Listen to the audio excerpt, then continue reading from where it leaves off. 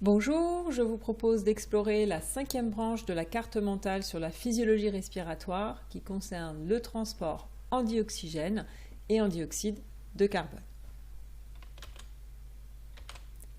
Voici la carte mentale en question. Comme je viens de le dire, nous allons nous intéresser donc au transport en dioxygène et en dioxyde de carbone.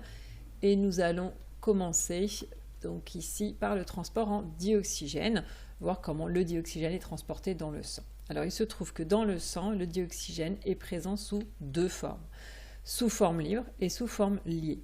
Sous forme libre, le dioxygène est dissous dans le plasma. Alors ça concerne une petite quantité de dioxygène, c'est seulement 1,5% du dioxygène présent dans le sang, tout le reste en fait va être lié à l'hémoglobine. Et c'est cette petite quantité de dioxygène libre qui va être à l'origine de la pression partielle en dioxygène du sang, qu'on appelle la PO2. Et ce dioxygène qui est libre, qui est dissous dans le sang, dans le plasma, c'est lui qui va pouvoir être cédé au tissu. Ce dioxygène, donc il est présent sous forme libre dans le plasma, mais également sous forme liée. Le dioxygène, dans ce cas, va être lié à l'hémoglobine, donc à l'HB. Ce dioxygène qui est lié à l'hémoglobine, il ne participe pas, lui, à l'établissement de la pression partielle en dioxygène du sang. On peut se pencher un instant sur l'hémoglobine, qui est une molécule qui peut porter 4 molécules de dioxygène. Alors on va parler de saturation de l'hémoglobine selon qu'elle porte plus ou moins de dioxygène. Elle peut donc en porter 4 au maximum. C'est le maximum qu'elle peut faire. On va dire qu'elle est saturée à 100%. Si elle ne porte plus que 3 dioxygènes, on dira qu'elle sera saturée à 75%. On dira qu'elle sera saturée à 50% si elle n'en porte que 2, à 25% si elle n'en porte que 1, et elle sera saturée à 0% si elle n'en porte plus du tout. Donc ce dioxygène qui est porté par l'hémoglobine, ça concerne donc une grande partie du dioxygène, c'est-à-dire qu'on a dit que la forme libre c'est 1,5% du dioxygène qui est sous cette forme dissoute, et bien sous forme liée c'est 98,5% du dioxygène en fait qui est porté par l'hémoglobine. Alors comme du coup presque tout le dioxygène est lié à l'hémoglobine, et bien la quantité de dioxygène dans le sang va dépendre énormément de la concentration en hémoglobine du sang et également de la saturation de l'hémoglobine en dioxygène, ce qu'on appelle aussi la SO2. Cette saturation en dioxygène de l'hémoglobine, elle peut être évaluée avec un appareil qu'on appelle un oxymètre de pouls. On place la sonde sur le doigt ou éventuellement sur le lobe de l'oreille et ça permet d'informer sur la saturation de l'hémoglobine en dioxygène. Par contre, ça n'informe pas sur la pression partielle en dioxygène du sang. L'hémoglobine, c'est donc une molécule qui va pouvoir lier du dioxygène. En fait, il faut voir l'hémoglobine comme étant une molécule qui va faire des réserves en dioxygène, qui va stocker du dioxygène et qui va pouvoir, de temps à autre, céder du dioxygène au plasma. Ça veut dire que la forme liée va se retrouver dissoute et pourra ensuite aller vers les tissus. Le fait que l'hémoglobine fasse des stocks en dioxygène, c'est ce qui fait qu'on va avoir toujours suffisamment d'oxygène, de dioxygène libre qui pourra être cédé au tissu, puisque l'hémoglobine pourra, quand la pression partielle en dioxygène va baisser, pourra céder son dioxygène et de cette manière, les tissus seront alimentés. Alors justement, l'hémoglobine va présenter une affinité plus ou moins importante pour le dioxygène, c'est-à-dire que parfois, elle va plutôt avoir tendance à faire des stocks en dioxygène. Dans ce cas-là, ça veut dire qu'elle recherche plutôt le dioxygène, elle a une grande affinité pour le dioxygène, et parfois, elle recherche moins le dioxygène, ça veut dire qu'elle a moins d'affinité pour le dioxygène, elle fait moins de stocks, elle va même plutôt donner, céder ses stocks. L'affinité de l'hémoglobine pour le dioxygène est représentée dans une courbe assez classique qu'on appelle la courbe de dissociation de l'oxyhémoglobine. Cette courbe va varier en fonction de différents paramètres environnementaux, tout simplement parce que l'affinité que l'hémoglobine a pour le dioxygène va dépendre de paramètres de l'environnement. Ça dépend premièrement de la pression partielle en dioxygène.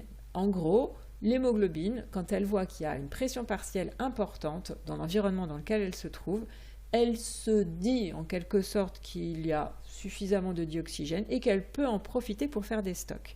Donc son affinité vis-à-vis de l'hémoglobine va à ce moment-là être plus grande. Donc l'hémoglobine fait ses stocks et elle va avoir tendance à se saturer. Elle est saturée à 97% et même plus dans les artères systémiques, où la pression partielle en dioxygène est de 100 mm de mercure.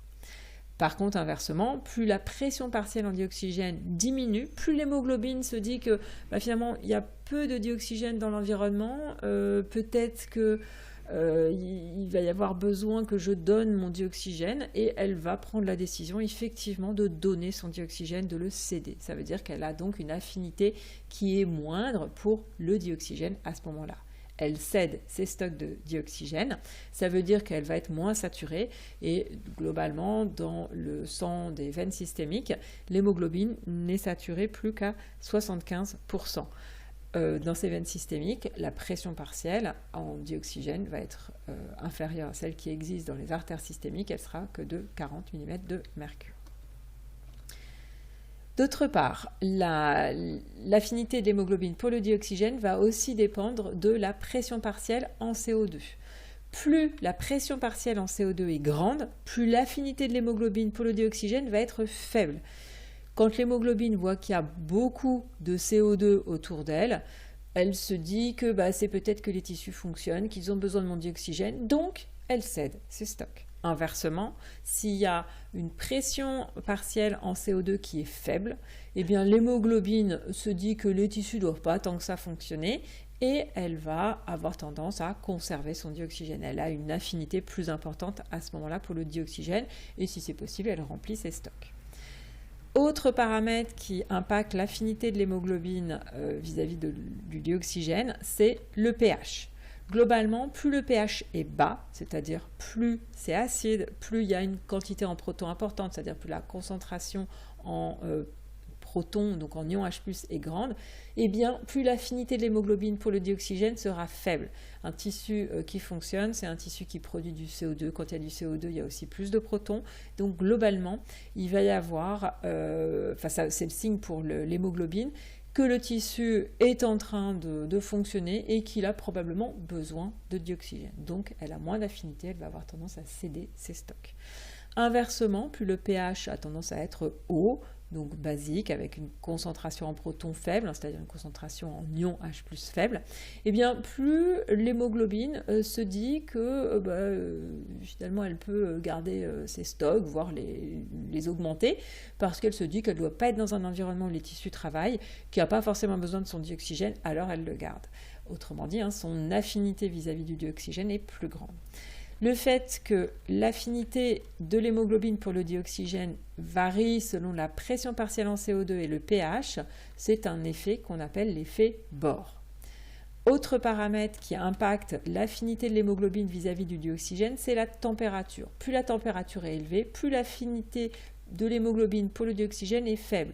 Quand la température est élevée, c'est que les tissus fonctionnent. L'hémoglobine se dit que les tissus ont donc peut-être besoin de son dioxygène et elle va avoir tendance à céder son dioxygène. Donc elle a moins d'affinité pour le dioxygène. Inversement, quand la température est faible, l'affinité de l'hémoglobine pour le dioxygène est plus grande. L'hémoglobine se dit qu'elle est dans un environnement où les tissus ne doivent pas fonctionner tant que ça. Elle se dit qu'elle peut garder son dioxygène et même, si possible, reconstituer ses stocks en dioxygène. Donc son affinité va être plus grande vis-à-vis du dioxygène, elle va éventuellement reconstituer ses stocks. Il y a d'autres paramètres qui vont aussi influencer l'affinité de l'hémoglobine pour le dioxygène. On avait évoqué, mais sans rentrer dans le détail, le 2,3-DPG, le 2,3-diphosphoglycérate, qui permet de comprendre aussi les échanges qui vont se faire entre le fœtus et sa mère. Nous avions évoqué également un trouble qui concerne le transport en fait, du dioxygène par le sang, c'est l'oxycarbonisme. L'oxycarbonisme, c'est une intoxication par un gaz qui est issu d'une mauvaise combustion, qui est le monoxyde de carbone ou le CO. Il se trouve que le monoxyde de carbone, il va se fixer à l'hémoglobine. Et quand il est fixé à l'hémoglobine, il empêche l'hémoglobine de lier le dioxygène. Alors le problème, c'est que l'hémoglobine, elle a beaucoup plus d'affinité pour le monoxyde de carbone que pour le dioxygène. En fait, elle a 200 fois plus d'affinité pour le CO que pour le dioxygène. Ça veut dire que quand il y a du monoxyde de carbone, eh bien l'hémoglobine fixe ce monoxyde de carbone, ne va plus fixer de dioxygène. Ça veut dire que la capacité du sang à transporter le dioxygène va à ce moment-là être diminuée. Autrement dit, ça fait que potentiellement les tissus vont manquer en fait de dioxygène. Ils vont souffrir d'un état qui est un état d'hypoxie, un état de manque en dioxygène. Cette forme d'hypoxie, on peut la qualifier d'hypoxie anémique. Alors, c'est une anémie dans le sens où il y a moins d'hémoglobine fonctionnelle. Une anémie, souvent, c'est pour désigner le manque en fait, d'hémoglobine. Là, c'est pas qu'il y a moins d'hémoglobine, il y en a toujours autant, seulement il y en a de moins en moins qui sont fonctionnelles. Donc, c'est presque comme s'il n'y avait plus d'hémoglobine. C'est pour ça qu'on parle d'hypoxie anémique. Et il se trouve que quand il y a une intoxication au monoxyde de carbone, les lèvres et les muqueuses peuvent devenir plus rouges, elles sont davantage écarlates. Que faire quand il y a une intoxication au monoxyde de carbone? Un traitement qui peut être proposé, c'est l'oxygénothérapie hyperbare. On fait respirer à la personne du dioxygène pur dans un caisson pressurisé à 2-3 atmosphères pendant quelques heures, mais avec une durée inférieure à 5 heures. D'autre part, après le transport du dioxygène, on peut se pencher sur le transport du CO2. Donc dans le sang, le CO2 va lui aussi être transporté sous plusieurs formes. Alors tandis qu'il n'y avait que 2 formes pour le dioxygène, il va y avoir 3 formes pour le CO2. Le CO2 peut être libre, quand il est dissous dans le plasma, lié, quand il est lié aux protéines du sang, et qu'il forme ainsi des composés carbaminés, et sous forme un petit peu masquée, sous forme transformée, quand le CO2 est transformé en ion bicarbonate, c'est-à-dire en ion HCO3-. Commençons avec le CO2 libre, celui qui est dissous dans le plasma. Ça concerne une petite partie du CO2 sanguin, c'est seulement 7% de tout le CO2 qui est présent dans le sang. Mais cette portion de CO2 libre, c'est elle qui est à l'origine de la pression partielle en CO2, la PCO2 du sang. C'était comme pour le dioxygène, on avait également dit, pour le dioxygène, c'est la portion libre du dioxygène qui est à l'origine de la pression partielle du dioxygène. Donc, même chose ici pour le CO2. Et donc c'est là aussi ce CO2 qui est libre, qui pourra être libéré et évacué au niveau des alvéoles pulmonaires. C'est lui qui pourra effectivement quitter le sang pour aller dans l'air alvéolaire et être évacué au cours de l'expiration, être évacué du corps. Le CO2 est aussi présent donc sous forme liée. Il va se lier aux protéines du sang et former, on l'a dit, des composés carbaminés. Ça concerne 23% à peu près du CO2 sanguin. Évidemment, ce CO2 étant lié ne participe pas à l'établissement de la pression partielle en CO2 du sang. Et d'autre part, il y a plusieurs protéines sanguines qui peuvent porter le CO2, mais la principale protéine qu'on rencontre en fait dans le sang, c'est l'hémoglobine. Donc c'est elle qui va le plus transporter en fait le CO2. Et quand l'hémoglobine transporte du CO2, quand elle lie des molécules de CO2, on peut l'appeler, la qualifier de carb-hémoglobine ou de carbamino-hémoglobine. Alors c'est un composé carbaminé, mais quand c'est donc plus spécifiquement l'hémoglobine, on peut être plus précis en disant carbhémoglobine ou carbamino-hémoglobine. Il se trouve que l'affinité de l'hémoglobine pour le CO2 va changer selon l'état d'oxygénation de l'hémoglobine. Globalement, quand l'hémoglobine est plutôt désoxygénée, donc quand on est sur de la désoxyhémoglobine, eh bien celle-ci va plus volontiers transporter du CO2 que l'hémoglobine qui est oxygénée. Ça veut dire que plus l'hémoglobine a finalement cédé son dioxygène, plus elle est apte à transporter du CO2. Alors apte, c'est peut-être pas le bon terme, mais en tout cas, plus elle va avoir d'affinité pour le CO2. Donc voilà, donc moins l'hémoglobine porte du dioxygène, plus l'hémoglobine finalement peut porter du CO2. C'est un effet qu'on appelle l'effet Haldane. Donc le CO2 peut aussi être transporté sous une forme masquée quand il est transformé en ion bicarbonate, donc en ion HCO3-. Ça concerne 70% du CO2 sanguin. Évidemment, lorsque le CO2 est transformé en ion bicarbonate, il ne participe pas à l'établissement de la pression partielle en CO2 du sang. Alors comment ce CO2 est-il transformé? Eh bien, il va être transformé par la réaction suivante, qui va essentiellement prendre place au sein des globules rouges, au sein donc des hématies, qui renferment une enzyme particulière qui est l'anhydrase carbonique, qui va permettre de faire réagir le CO2 avec de l'eau, qui va effectivement catalyser, en fait, accélérer cette réaction. Ça veut dire qu'on va produire une substance qui est le H2CO3, c'est l'acide carbonique, qui va ensuite spontanément se dissocier en ion bicarbonate et en protons. Alors les protons vont être pris en charge par l'hémoglobine. L'hémoglobine va effectivement tamponner l'acidité qui est potentiellement générée par la présence de ces protons. Et les HCO3-, les ions bicarbonates, vont quitter les hématies qui vont être échangés donc avec des ions chlore. C'est d'ailleurs là un effet qu'on appelle effet hamburger. Ça permet de conserver une neutralité électrique.